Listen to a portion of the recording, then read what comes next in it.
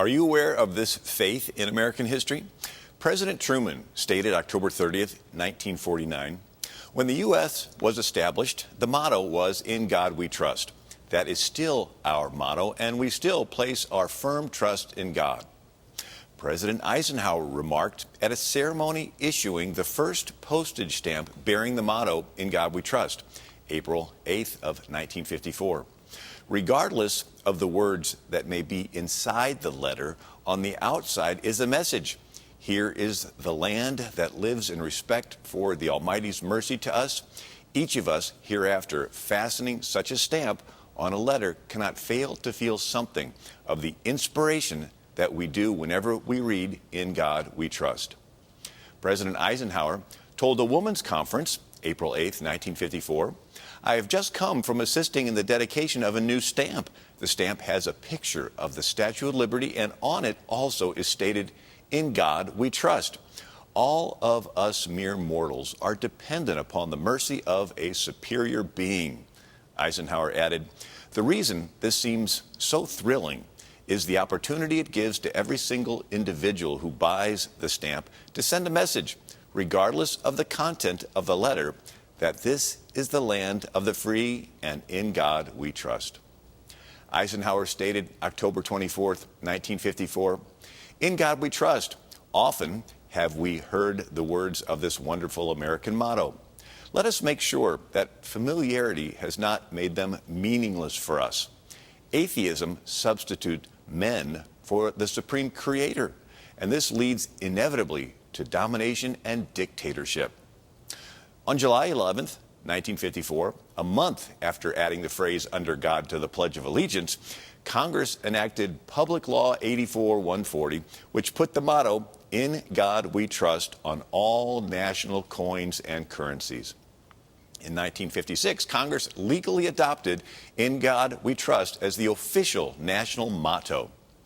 John F. Kennedy stated, February 9th, 1961, "The guiding principle of this nation has been, is now, and ever shall be, in God we trust." President Reagan stated March 19th, 1981, "Our nation's motto, 'In God we trust,' was not chosen lightly. It reflects a basic recognition that there is a divine authority in the universe to which this nation owes homage." President George H.W. Bush met with Amish and Mennonite at Penn Johns Elementary School in Lancaster, Pennsylvania, March 22nd, 1989. When a Mennonite leader stated, "We want to keep that theme, 'In God we trust,' which is stamped on our money," President Bush replied, "It's staying there. Nobody can knock that off." President George H.W. Bush remarked at the National Day of Prayer, May 4th, 1989, "We are one nation under God.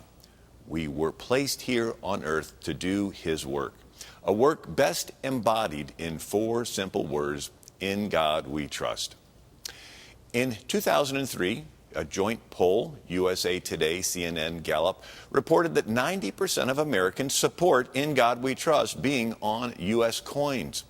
In 2006, on the 50th anniversary of the adoption, the Senate reaffirmed "In God we trust" as the official national motto.